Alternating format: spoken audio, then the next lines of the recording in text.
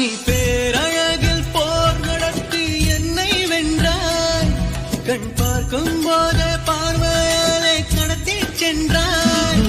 நான் பெண்ணாக பிறந்ததற்கு அர்த்தம் சொன்னாய். முன்னறியாத வெட்கங்கள் நீயே தந்தாய். என் உலகம் தனிமை காடு. நீ வந்தாய் பூக்களோடு. இனி தொடரும் கனவுகளோடு. பெண்ணே பெண்ணே நீ இல்லை என்றால் என்னாவே?